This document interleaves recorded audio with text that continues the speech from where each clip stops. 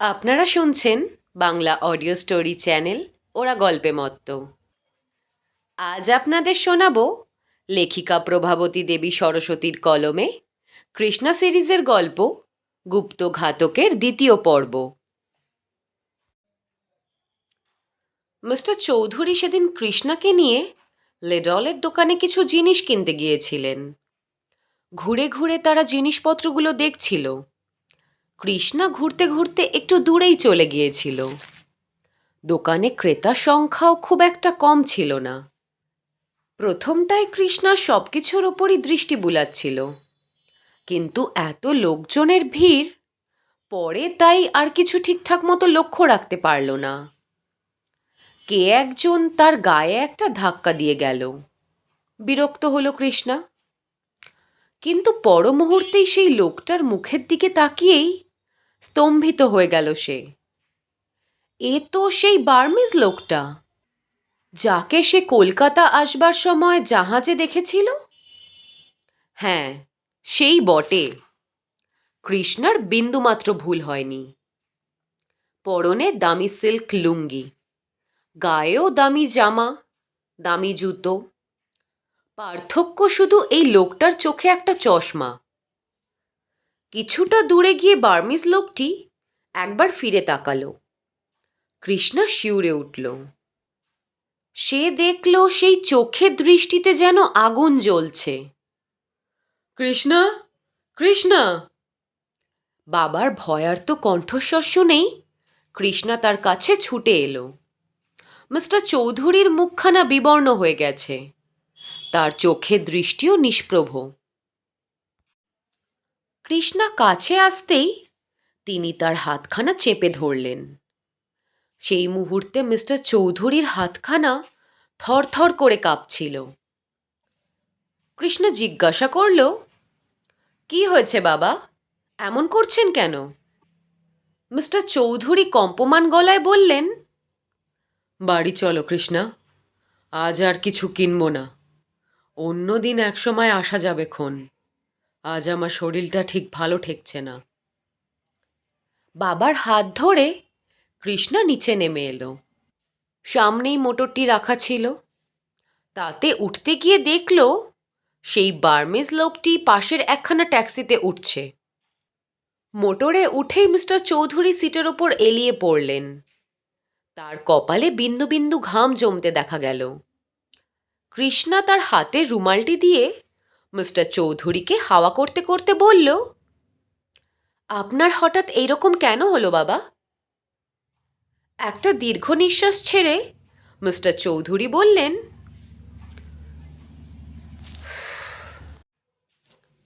কৃষ্ণা, ইউইন কলকাতায় আমাদের অনুসরণ করে চলে এসেছে। আমি ওর ফটো দেখেছি, আর আজকেই এই কিছুক্ষণ মাত্র আগেও এই দোকানের মধ্যে ওকে আমি দেখতে পেয়েছি, এবং দেখেই আমি ওকে চিনতেও পেরেছি। ইউইন! কৃষ্ণা বিস্ময় দমন করতে পারল না। সেই মুহূর্তে হুশ শব্দ করে পাশের ট্যাক্সিটি তাদের মোটরের পাশ থেকে চলে গেল। সেই ট্যাক্সির মধ্যে দেখা গেল একটু আগের দেখা সেই বার্মিজ লোকটিকে। তার পাশে আরও একজন লোক বসে আছে। সে লোকটি হিন্দুস্তানি। মিস্টার চৌধুরী প্রায় চিৎকার করেই উঠলেন, ইউইন! কৃষ্ণা বলল, একটু আগে এই লোকটাই আমাকে ভীষণ জোরে এক ধাক্কা দিয়ে গেছে বাবা। এমনকি এখন মনে হচ্ছে একেই আমি জাহাজে সেদিন দেখেছিলাম। মিস্টার চৌধুরী আর কোনো কথা বলতে পারলেন না। নীরবে চুপচাপ বসে রইলেন। কৃষ্ণাদের মোটর বাড়ির দরজায় থামতেই কৃষ্ণা মোটর থেকে বাবাকে নামালো। তারপর তার পাশে চলতে চলতে বলতে লাগলো, আপনি অকারণেই ভয় পাচ্ছেন বাবা। ধরুন যদি ওই লোকটা ইউইনই হয়, তাতেই বা কি যায় আসে? কলকাতার মতো প্রকাশ্য জনবহুল জায়গায় সে আমাদের কী বা ক্ষতি করতে পারে? মিস্টার চৌধুরী বললেন, এই রকম জায়গাতেই সে সহজে নিজের কাজ উদ্ধার করে পালাতে পারবে কৃষ্ণা। তোমার মায়ের মৃত্যুর সময় দিয়েছিল 1 মাস। ঠিক সেই 1 মাসের শেষ দিনে তার প্রাণ সে নিয়ে গেছে। তোমার সময় নির্দেশ করেছে 6 মাস। সেই 6 মাস পূর্ণ হতে আর 3 দিন মাত্র বাকি আছে। বলতে বলতে তিনি শিউরে উঠলেন। কৃষ্ণা বলল, আপনি নিশ্চিন্তে থাকুন বাবা, আপনার মেয়ে আত্মরক্ষা করতে জানে। সহজে কেউ তার অনিষ্ট করতে পারবে না। মিস্টার চৌধুরী একটিবার মাত্র মলিনভাবে হাসলেন, কিছু বলতে পারলেন না। বাবা মেয়ের পরিচয় জানেন, কিন্তু তাও যেন নিজের মনে শান্তি পান না। 10 মিনিটের মধ্যেই তার স্ত্রী শোচনীয় মৃত্যু তার এখনো মনে জেগে আছে। কৃষ্ণার জীবনের বিশ্বাস কি? সেই দিনই রাতের কথা। প্রণবেশ থিয়েটার দেখে রাত 12টার সময় বাড়ি ফিরেছেন। দারোয়ান জেগেই ছিল। তার সাড়া পেয়ে দরজা খুলে দিল। নিস্তব্ধ বাড়ি, সকলেই ঘুমিয়ে পড়েছে। সিঁড়িতে আলো জ্বালতে গিয়ে হঠাৎ প্রণবেশ বাধা পেলেন। কার গায়ে তার যেন হাত ঠেকল। প্রণবেশ তক্ষুনি প্রায় চিৎকার করে উঠলেন, কে? সেই চিৎকারে পাশের ঘরে অর্ধনিদ্রিত কৃষ্ণার তন্দ্রা ছুটে গেল। তাড়াতাড়ি দেওয়ালের আলো জ্বালিয়ে দিয়ে দরজা খুলে সে জিজ্ঞেস করল, কি হয়েছে মামা? প্রণবেশ চোখে আলো দেখতে পেয়ে হাঁফাতে হাঁফাতে ওপরে উঠে এলেন এবং বললেন, কি জানি কে অন্ধকারে ঘুরছে, তার গায়ে আমার হাত ঠেকল। কৃষ্ণা তাড়াতাড়ি ফিরে টেবিলের ওপর থেকে রিভলভার ও টর্চটা তুলে নিয়ে বলল, দারোয়ানকে ডাকলে না কেন মামা? সাহস পেয়ে প্রণবেশ চিৎকার আরম্ভ করলেন, হনুমান সিং, ভজুয়া, বনমালী, জলদি ইধার আও। সেই চিৎকারে সকলেরই ঘুম ভেঙে গেল তক্ষুনি। আঁতিপাতি করে বাড়ি খোঁজা হলো, কিন্তু কারুর কোনো সাড়া শব্দ পাওয়া গেল না। তারপর সকলেই প্রায় ক্লান্ত হয়ে যে যার ঘরে চলে গেল। প্রণবেশও নিজের ঘরে চলে গেলেন। শুধুমাত্র কৃষ্ণা নিজের ঘরে ঘুমোতে যাওয়ার আগে আরেকবার বাবার ঘরে উঁকি দিয়ে দেখল। তিনি তখনও চুপ করে একখানা চেয়ারে বসে আছেন। কৃষ্ণার সাড়া পেয়ে তিনি চমকে উঠলেন। কে? কৃষ্ণা, এখনো শুতে যাওনি মা? কৃষ্ণা বলল, যাচ্ছি বাবা, আপনিও এখনো বসে আছেন দেখছি, শুয়ে পড়ুন, রাত জাগলে আবার অসুখ করবে যে। মিস্টার চৌধুরী মলিন হেসে বললেন, অসুখের ভাবনার চেয়ে অন্য ভাবনা আমায় বেশি অস্থির করে তুলেছে মা। তার দূত এসেছিল, জানালা দিয়ে চিঠি ফেলে দিয়ে গেছে। এই দেখো সেই চিঠি। টেবিলের ওপর একখানা সাদা কাগজে সামান্য কয়েক লাইন লেখা। কৃষ্ণা পড়ল। তাতে লেখা আছে,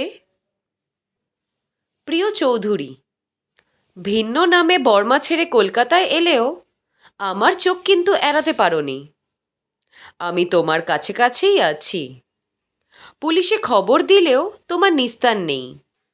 তুমি নিজেও অবশ্য পুলিশ সুপারিনটেন্ডেন্ট এবং তোমার বাড়ি অহরহ পুলিশ বেষ্টিত থাকা সত্ত্বেও আমার কাজের নিদর্শন তুমি কিছুদিন আগে বর্মায় থাকতেই পেয়েছ। আমি তোমার কাছে আরও একটি জিনিস চাই। শুধু বুদ্ধদেবের খড়মই তুমি আনোনি, একটা নকশা ও একটা প্রতিলিপিও এনেছ। সেটা কোথায় রেখেছ? পত্রপাঠ সেই নকশা ও প্রতিলিপি আর 20,000 টাকা তোমার বাড়ি শিউলি ফুল গাছতলায় রাখবে। 24 ঘন্টা সময় দিচ্ছি। যদি এই 24 ঘন্টার মধ্যে এগুলো পাই, তাহলে হয়তো তোমার মেয়ের জীবন আপাতত নিরাপদ হলেও হতে পারে। সেই বুঝে কাজ করো।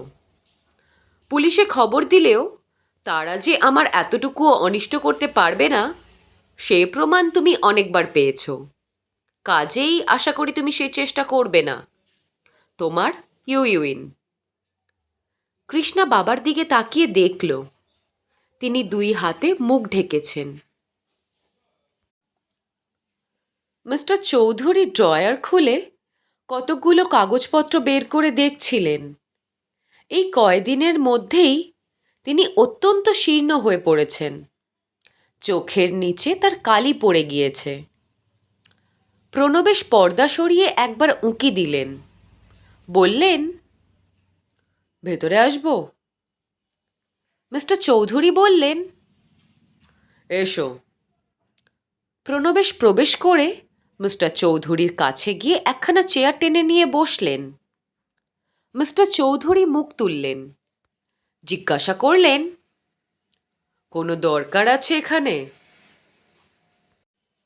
মাথা চুলকোতে চুলকোতে প্রণবেশ বললেন, দরকার? হ্যাঁ, তা একটু আছে বই কি। কাগজগুলো সরিয়ে রেখে মিস্টার চৌধুরী আবার বললেন, বলো বলো। প্রণবেশ বলল, আমি আপনাকে ইউইউইনের সম্বন্ধে কয়েকটা কথা বলতে চাইছি। জিজ্ঞাসু নেত্রে মিস্টার চৌধুরী প্রণবেশের দিকে তাকিয়ে রইলেন। প্রণবেশ বলল, আপনাকে বলা দরকার বলেই আমি বলছি। কাল সন্ধ্যের সময় যখন গড়ের মাঠের দিকে বেড়াতে গিয়েছিলুম, তখন হঠাৎ একটা ইউরোপিয়ানের সঙ্গে আমার আলাপ হয়ে যায়। মিস্টার চৌধুরী কেবলমাত্র একবার হুঁ করে একটা শব্দ করলেন। প্রণবেশ এবার বলতে শুরু করলেন, সে নাকি অনেককাল বর্মায় ছিল, আপনাকে সে বেশ চেনে। আপনার প্রসঙ্গ নিয়ে সে নিজেই অনেক গল্প করতে লাগলো। দেখলুম আমার যা জানা নেই তাও তার জানা আছে। মিস্টার চৌধুরী একটু হাসলেন, তারপর বললেন, তার নামটা তুমি নিশ্চয়ই জেনে নিয়েছ? প্রণবেশ বলল, হ্যাঁ, তার নাম রবার্টসন। আপনি নাকি তার নাম শুনলেই তাকে চিনতে পারবেন। মিস্টার চৌধুরী বললেন, ইউরোপিয়ানের নাম করা মাত্রই আমি তাকে এক প্রকার চিনেছি। যাক, আমার সম্পর্কে সে অনেক কথা তোমাকে বলেছে তাহলে। ইউইউইনের সম্বন্ধে কিছু বলেনি? উৎসাহিত হয়ে প্রণবেশ বলল, বলেছে বই কি। ইউইউইন এককালে নাকি তার বাপ মিস্টার ব্রুসের কাছে কাজ করত। মিস্টার ব্রুসের ফার্মে সে ম্যানেজার ছিল। তারপর 1,050 টাকা আত্মসাৎ করে সে গা ঢাকা দেয়। মিস্টার চৌধুরী মাথা দোলালেন, বললেন, ওইখানেই ভুল হয়েছে প্রণবেশ। ব্রহ্মদেশের এক পুরনো রাজবংশে ইউইউইনের জন্ম। তার রক্তের বংশমর্যাদার গর্ব রয়েছে। অত সহজে সে কারোর কাছে দাসত্ব স্বীকার করবে না। তারপরেও ইউইউইনের বাবা বার্মিজ হলেও তার মা ছিল একজন ইউরোপিয়ান মহিলা। আর ইউইউইনের বেশিরভাগ সময়ই কাটত ইউরোপে। বর্মা অঞ্চলে সে খুবই কম থাকত। কাজেই আমি বলতে পারি ইউইউইন কোনোদিনই চাকরি করেনি। তাছাড়া তার অর্থের অসংকুলতাও কোনোদিনও ছিল না বলেই আমার বিশ্বাস। যাক, তোমার রবার্টসন আর কি কি বলল শুনি। প্রণবেশ আবার মাথা চুলকোলেন। মিস্টার চৌধুরী বললেন, মাথা চুলকানো তোমার একটা মুদ্রাদোষ হলেও লোকে বলবে তুমি বোকা, কারণ মাথা চুলকোনো বোকাদের চিহ্ন বলেই খ্যাত। প্রণবেশ লজ্জিত মুখেই বললেন, রবার্টসন বলছিল ইউইউইন তাকে বন্দি করেছিল। গোটা 1 বছর পরে সে একদিন লুকিয়ে পালিয়েছে।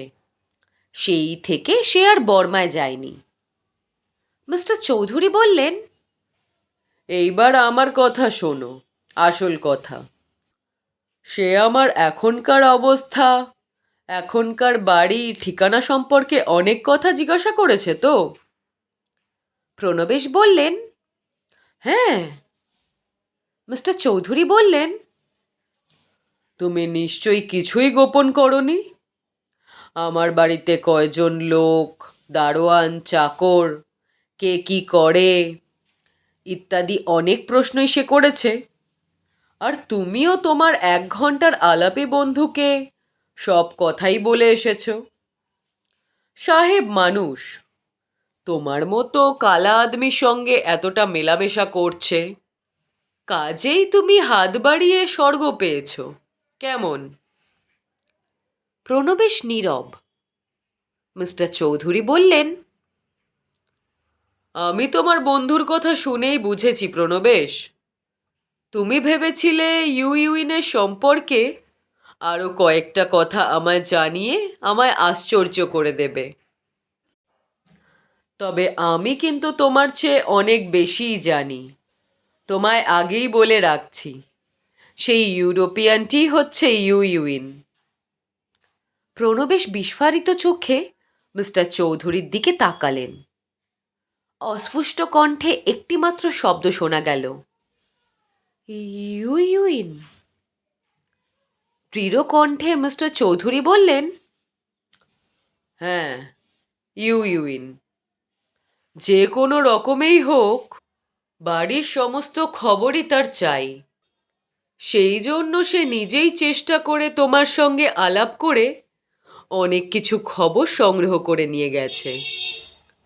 তোমার কাছে কিছু জানতে না পারলেও সে যে কোনো রকমেই এসব খবর আদায় করত। কাজেই তোমার এতে এত সংকুচিত হয়ে উঠবার কোনো কারণ নেই প্রণব। প্রণবেশ মাথা নিচু করেই ছিলেন, এখন মাথা তুললেন। অনুতপ্ত স্বরে বললেন, আমি সত্যি বোকামি করেছি চৌধুরী মশাই। এর জন্য আমি সত্যি অনুতপ্ত হচ্ছি। আমি আপনার মুখে শুনেছি ইউইন বার্মিজ, কাজেই তার চেহারা সাধারণ বার্মিজদের মতো হবে বলেই আমার ধারণা ছিল। বাধা দিয়ে মিস্টার চৌধুরী বললেন, কিন্তু অদৃষ্টক্রমে সে একেবারে খাঁটি ইউরোপিয়ানদের মতো দেখতে। তার চেহারায়, প্রকৃতিতে, শিক্ষায় আর আচার ব্যবহার দেখলে তো যে কেউই বলবে সে কিছুতেই বার্মিজ হতে পারে না। সে অবশ্যই একজন ইউরোপিয়ান ব্যক্তি। প্রণবেশ খানিক চুপ করেই রইলেন।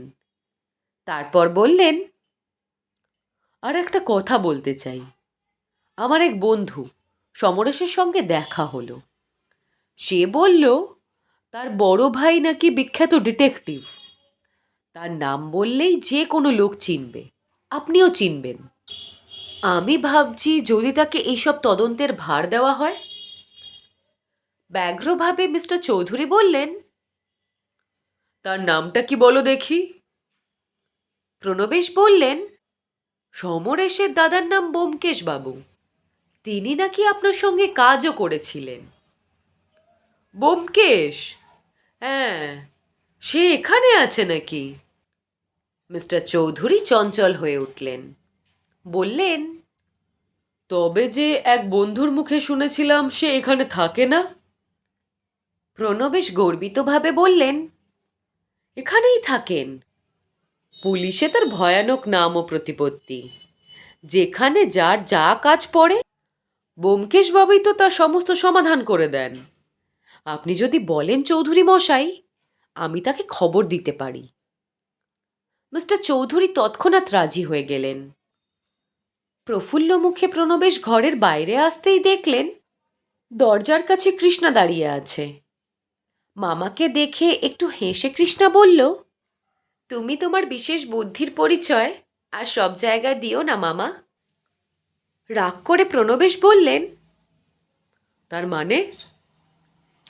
কৃষ্ণা বলল, এই তো শুনলাম তুমি নাকি ইউইনের কাছে বাড়ির সব কথা বলে এসেছ। বাবা ঠিক কথাই বলেছেন। সাদা মুখ দেখে তুমি ভুলে গিয়েছিলে কেমন? প্রণবেশ ঝাঁঝিয়ে উঠলেন, চুপ করো কৃষ্ণা। লুকিয়ে লুকিয়ে কারুর কথা শোনা অত্যন্ত খারাপ, তা জানো না? তোমার উচিত হয়নি এই রকমভাবে লুকিয়ে কারুর কথা শোনা, সে যেই হোক না কেন, তোমার নিজের বাবা হোক কিংবা মামা। কৃষ্ণা এগিয়ে এলো, বলল, রাগ করো না মামা। তোমায় ভালো কথাই বলছি। আবার ব্যোমকেশ নাম নিয়ে কোনো লোক তোমায় না ঠকায়, আমি তাই ভাবছি। রাগ করে প্রণবেশ দ্রুত পায়ে সেখান থেকে চলে গেলেন। কৃষ্ণা তার গমন পথের দিকে একটুক্ষণ তাকিয়ে থেকে হাসল। অনেকদিন একটানা বাড়িতে বন্ধ হয়ে থাকতে তো বিরক্ত বোধ হয়। মিস্টার চৌধুরী তাই সেদিন বেড়াতে বেরোনোর জন্য প্রস্তুত হচ্ছিলেন। উৎসাহিত হয়ে কৃষ্ণা বলল, বোটানিক্যাল গার্ডেন দেখা হয়নি বাবা, চলুন না আজ ওইটে দেখে আসা যাক। প্রণবেশ বলল, ওদিকটা বড় নির্জন, মানুষজন ওদিকে বড় একটা নেই। কৃষ্ণা বলল, গাছপালা তো অনেক আছে, আর তুমি তো আমাদের সঙ্গেই থাকবে মামা। তুমি না হয় বোটানিতে এমএসসি করায় বোটানিক্যাল গার্ডেন দেখে দেখে তোমার অরুচি ধরে গেছে, কিন্তু আমাদের তো আর তা নয়। তুমি সঙ্গে চলো, সবগুলো গাছ দেখিয়ে বুঝিয়ে দেবে। মিস্টার চৌধুরী কৃষ্ণার কথায় মত দিলেন। বললেন, জনতার গোলমালের চেয়ে নিরালা নির্জন জায়গায় তো ভালো হবে প্রণব, শিবপুরেই যাওয়া যাক, চলো। তাড়াতাড়ি চা পান শেষ করে বাবা, মেয়ে এবং প্রণবেশ বের হলেন। প্রণবেশ একখানা ট্যাক্সি যাতায়াতের জন্য একেবারেই ভাড়া করে নিয়ে এলেন।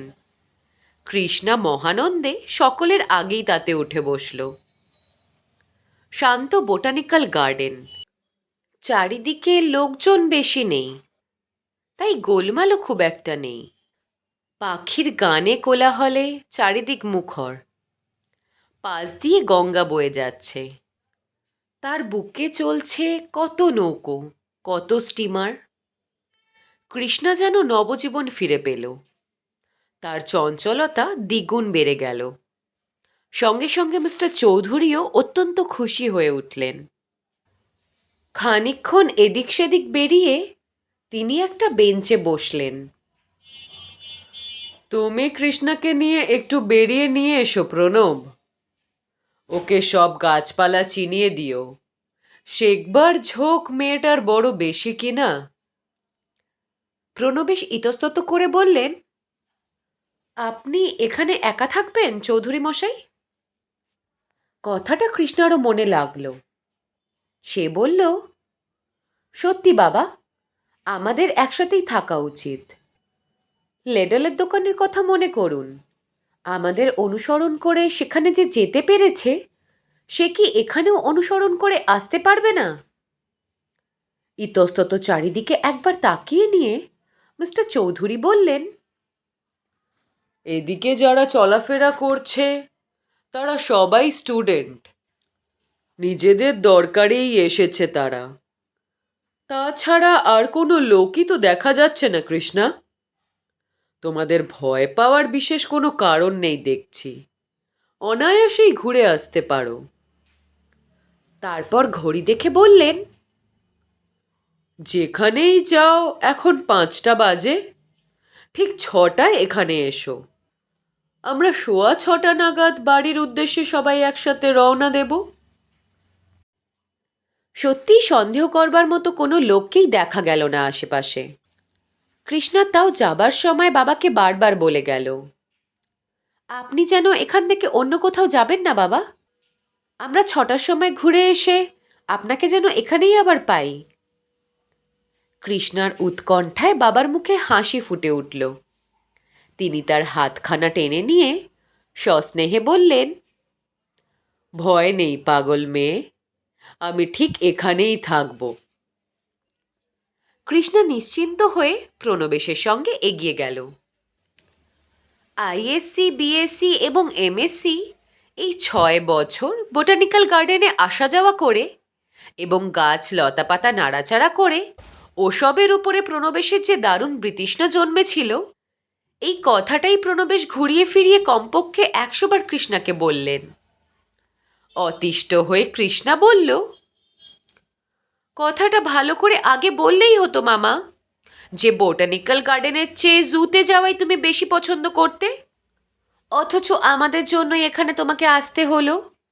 অতএব এখন সেখানেই চলো। প্রণবেশ কেবল গো গো করলেন, আর একটি কথাও বলতে পারলেন না। সমস্ত বাগানটা বেড়ানো সম্ভব হলো না, সব গাছের পরিচয়ও পাওয়া গেল না। হাতের ঘড়িতে 6টা বাজে দেখে কৃষ্ণা চঞ্চল হয়ে উঠল। বলল, চলো মামা, এবার ফেরা যাক। প্রণবেশ বললেন, ওই দিকটা দেখে গেলে হতো, ওদিকে গ্র্যামিনেসি জাতীয় গাছ আছে। বাধা দিয়ে কৃষ্ণা বলল, থাক, আজ যা দেখেছি তাই ঢের হয়েছে। গ্র্যামিনেসি আজ থাক, অন্যদিন বরং দেখা যাবে। আজ 6টা বাজে, সন্ধে হয়ে আসছে, দেখছো না? বাবা আমাদের 6টার মধ্যে ফেরার কথা বলে দিয়েছিলেন। প্রণবেশ ও কৃষ্ণা ফিরলেন। শীতের দিনে 6টা, এরই মধ্যে পাতলা অন্ধকার ছড়িয়ে পড়েছে। সকাল থেকেই আজ আকাশে ফিকে পাতলা মেঘ জমেছিল। সে মেঘ এখন বেশ ঘন হয়ে সারা আকাশ ঢেকে ফেলেছে। কাজেই আকাশে তারা দেখতে পাওয়ার সম্ভাবনা কম। মিস্টার চৌধুরী যেখানে বসেছিলেন সে বেঞ্চ কিন্তু শূন্য। কৃষ্ণা খুব ভয় পেয়ে গেল। উচ্চ কণ্ঠে ডাকতে লাগলো, বাবা, বাবা। প্রণবেশও ডাকতে লাগলেন, চৌধুরী মশাই, আমরা এসেছি, এদিকে আসুন।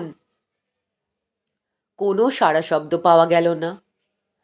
কৃষ্ণ স্তম্ভিত হয়ে গেল, প্রণবেশও হতবুদ্ধি। মুহূর্ত মধ্যে কৃষ্ণ স্তম্ভিত ভাব কেটে গেল। বলল, এখানে দাঁড়িয়ে থাকলে কোনো ফল হবে না মামা, এসো, চারিদিক দেখতে হবে, সকলকে এক্ষুনি জিজ্ঞাসা করতে হবে। সে দ্রুত পায়ে ছুটল। পিছন পিছনে চলতে চলতে অসন্তুষ্ট গলায় প্রণবেশ বললেন, আমি তখনই বারণ করেছিলাম, এই জনমানবহীন বাগান, এখানে কেবল গাছপালা দেখতে নাকি মানুষ আসে। এখানে কাকে কি জিজ্ঞাসা করব, আর কোথায় বা খুঁজবো বলো দেখি? কৃষ্ণা তার কথার কোনো উত্তর দিল না। সামনেই দুজন হিন্দুস্তানিকে দেখে সে দাঁড়ালো। হিন্দিতে জিজ্ঞাসা করল, এদিকে একজন বয়স্ক ভদ্রলোককে তারা দেখেছে কিনা, যার গায়ে একখানা শাল জড়ানো আছে, গলায় মাফলারও আছে। এক ব্যক্তি কৃষ্ণার কথা শুনে মাথা নাড়ালো, জানালো সে দেখেনি। হতাশভাবে কৃষ্ণা অন্যদিকে পা বাড়াতে যাবে, এমন সময় প্রণবেশের ডাক শুনতে পেয়ে ফিরে দাঁড়ালো। প্রণবেশ বললেন, এই লোকটি দেখেছে কৃষ্ণা, চৌধুরী মশাই নাকি একজন লোকের সঙ্গে খুব ব্যস্তভাবে গঙ্গার দিকে গেছেন। লোকের সঙ্গে ব্যস্তভাবে? কৃষ্ণার মুখ বিবর্ণ হয়ে গেল। ইউইউই নয় তো? প্রণবেশ বললেন, না না, ইউইউইন নয়, কোনো বার্মিজ বা ইউরোপিয়ানও নয়, একজন ধুতি চাদর পরা বাবুর সঙ্গে গেছেন বলছে। ধুতি চাদর পরা বাবু? কৃষ্ণা অগ্রসর হল। এসো মামা। সংবাদদাতাকে কিছু বকশিস দিয়ে প্রণবেশ কৃষ্ণার সাথে চললেন। ঘাটের পাশেই একটা নৌকো বাঁধা। সেই নৌকার মধ্যে থেকে মিস্টার চৌধুরীর উত্তেজিত কণ্ঠস্বর একবার মাত্র কানে আসলো। পর মুহূর্তে ছোট নৌকাটার মধ্যে একটা হুটোপুটির শব্দ পাওয়া গেল। বাবা, বাবা! কৃষ্ণ চিৎকার করে উঠল।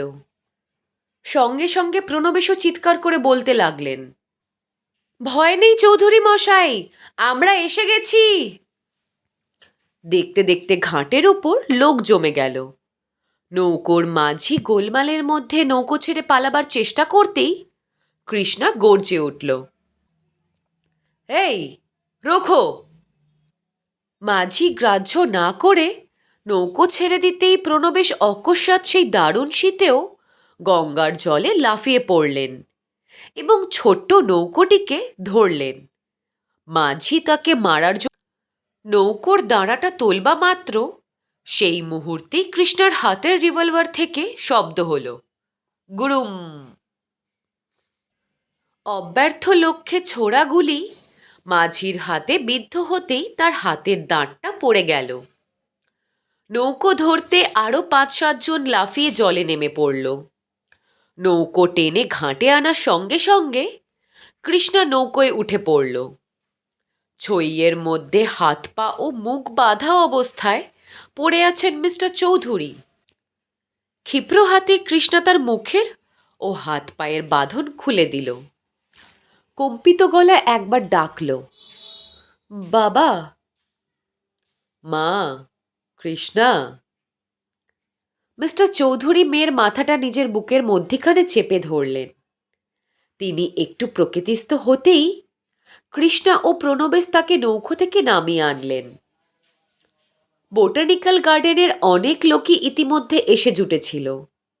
মাঝিকে সেই মুহূর্তে পুলিশের হাতে তুলে দেওয়া হলো। সে কেঁদে কেটে বলছিল, আমি কিছু জানি না হুজুর, আমাকে সেই বাবু 50 টাকা দেবে বলেছিল। গরিব মানুষ হুজুর, সেজন্যই এ কাজে রাজি হয়েছিলুম। পুলিশ তাকে ধমক দিতে দিতে নিয়ে চলে গেল। পুলিশটি যাবার সময় মিস্টার চৌধুরীর নাম ও ঠিকানা নিয়ে গেল। দাঁড়িদেরও তারা ছাড়ল না, তাদেরকেও ধরে নিয়ে গেল। মোটরে উঠে কৃষ্ণা বলল, আপনি সেই বেঞ্চ ছেড়ে চলে এসে এখানে এই নৌকোয় কেন চাপতে গেলেন বাবা? শুষ্ক হাসি হেসে মিস্টার চৌধুরী বললেন, কর্মভোগ ছাড়া আর কি মা। দিব্যি বসেছিলুম, হঠাৎ মনে হলো গঙ্গার ধার থেকে কে যেন চিৎকার করে উঠল। কণ্ঠস্বরটা তোমার মতোই মনে হলো। আমি তাড়াতাড়ি উঠে গঙ্গার দিকে যাচ্ছি। এমন সময় একজন হিন্দুস্তানি ভদ্রলোক হাঁফাতে হাঁফাতে ছুটে এসে বললেন, আপনি শিগগির আসুন। কয়েকজন লোক একটি মেয়েকে জোর করে ধরে নৌকায় তোলার চেষ্টা করছে। আমি একা, তাই লোক ডাকতে ছুটে এসেছি। শুনেই আমি ছুটলুম তার সঙ্গে।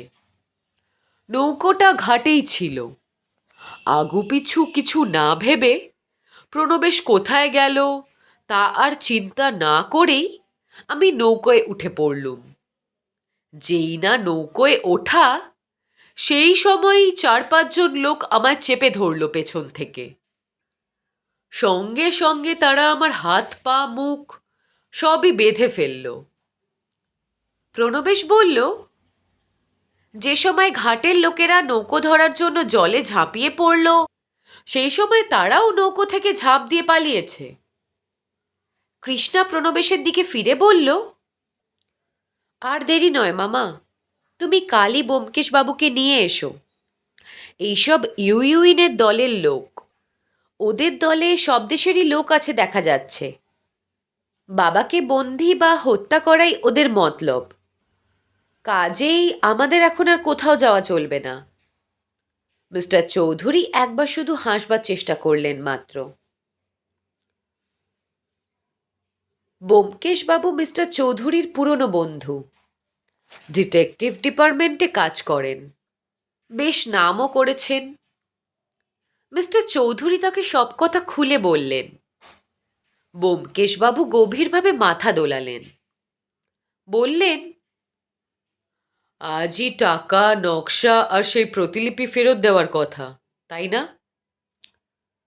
মিস্টার চৌধুরী বললেন, হ্যাঁ, কালকের চিঠিতে তাই লেখা আছে, এই দেখো। এই বলে চিঠিখানা তিনি ব্যোমকেশবাবুর হাতে দিলেন। চিঠিখানা পড়া শেষ হলে পর সেটি ফিরিয়ে দিয়ে ব্যোমকেশবাবু বললেন, বেশ তো, তোমার বার্মিজ সর্দার তোমায় যেমন ভয় দেখিয়েছে, আমিও দেখছি তাকে এই শুভ অবসরে ধরতে পারবো। রাতের দিকে কয়েকজন কনস্টেবলকে এদিক ওদিক লুকিয়ে রাখলেই চলবে। আমি নিজেও থাকবো, দেখে নিও, আজই তাকে গ্রেপ্তার করব। মিস্টার চৌধুরী শুষ্ক মুখে বললেন, তুমি তাকে চেনো না ব্যোমকেশ, তাই মনে করছো সে নিজেই আসবে, আর একাই আসবে, আর তুমি অতি সহজেই তাকে গ্রেপ্তার করতে পারবে। তুমি দেখো, ইউইন কখনোই নিজে আসবে না, তার কোনো সহচরকে হয়তো পাঠাতে পারে, কিন্তু এরকম তোড়জোড় দেখলে কাউকেই হয়তো পাঠাবে না। ব্যোমকেশ বললেন, তবে তুমি কি বলো?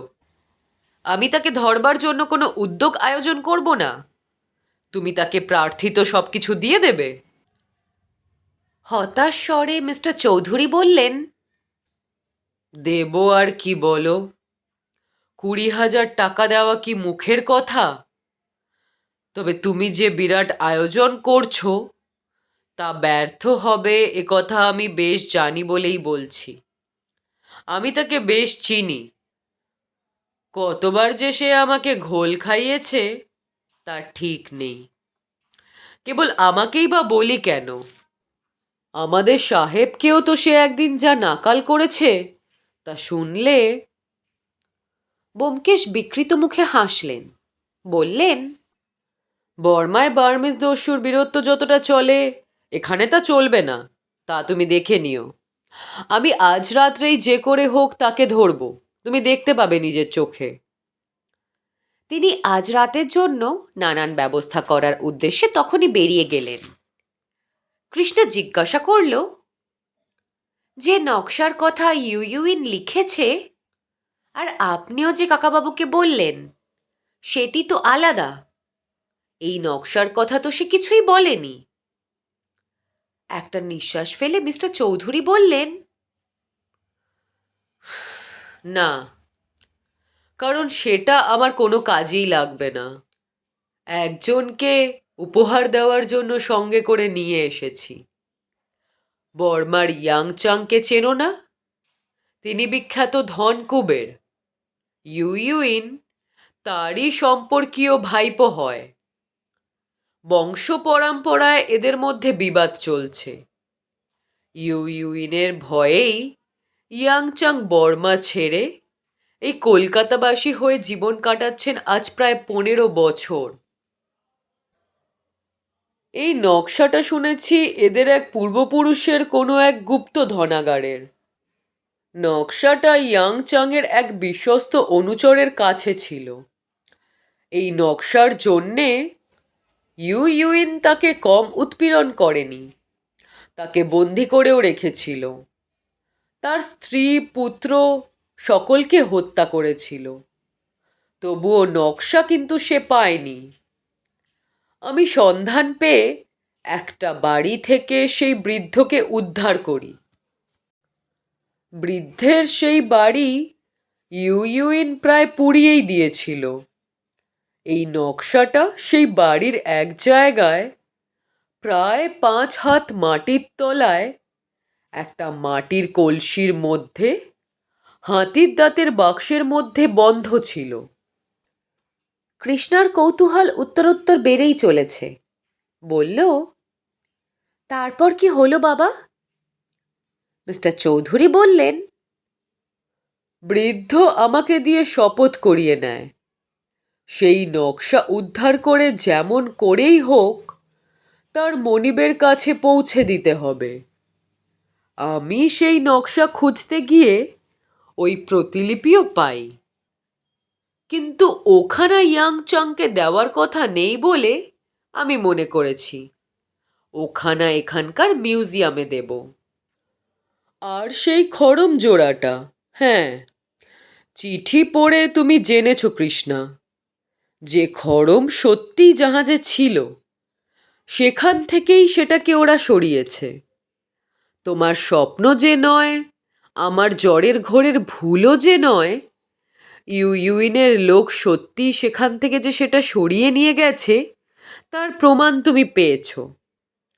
শয়তান সে, সব পারে, তার কাছে কিছু অসম্ভব নয়, বুঝলে তো? কৃষ্ণা বলল, এখন বুঝেছি বাবা, সত্যিই সেখান থেকে কেউ সেটা নিয়ে গেছিল।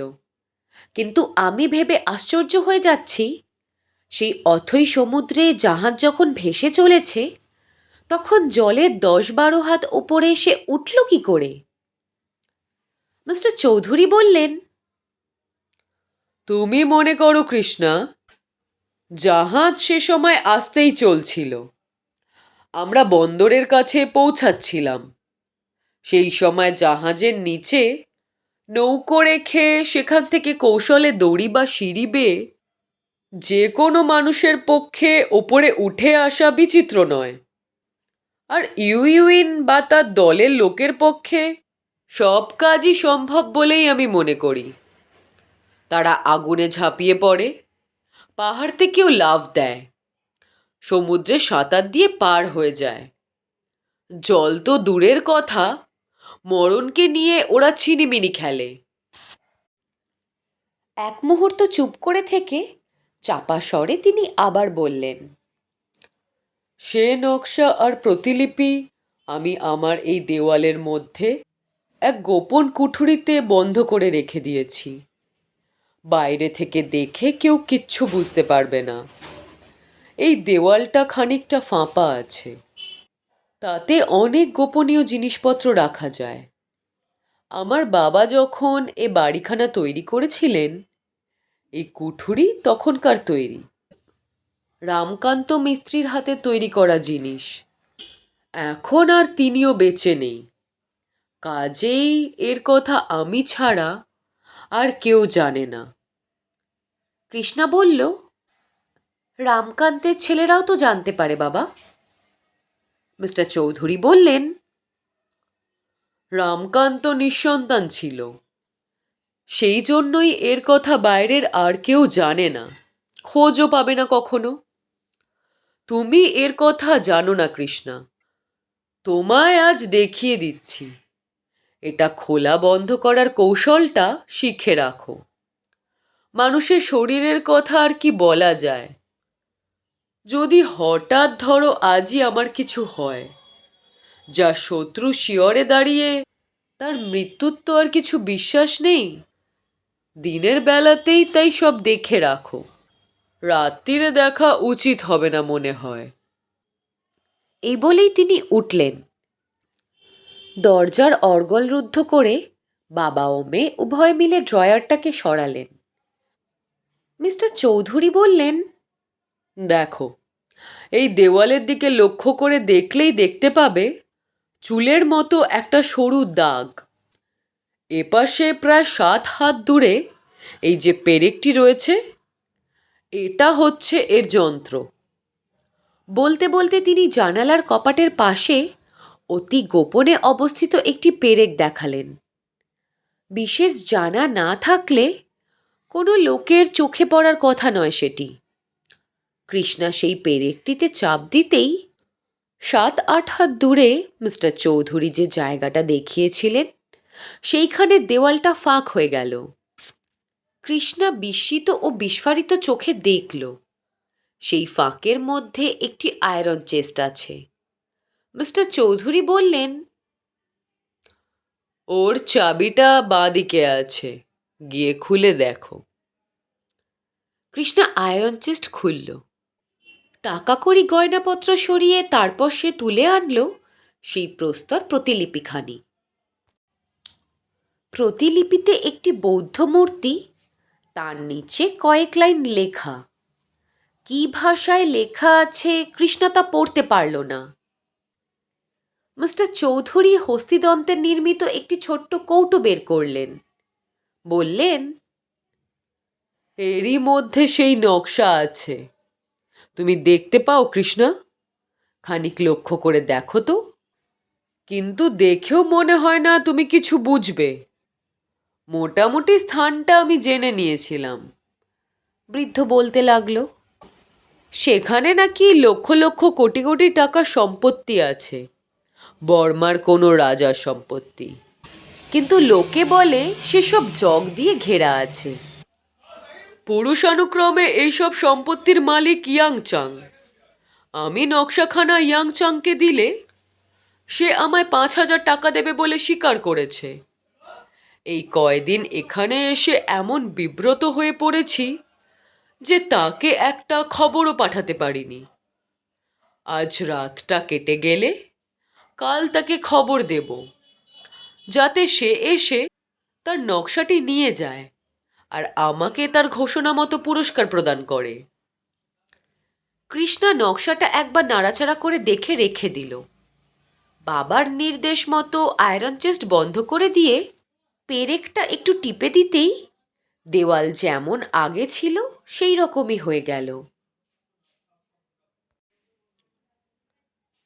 আপনারা এতক্ষণ শুনছিলেন লেখিকা প্রভাবতী দেবী সরস্বতীর কলমে কৃষ্ণা সিরিজের গল্প গুপ্তঘাতকের দ্বিতীয় পর্ব।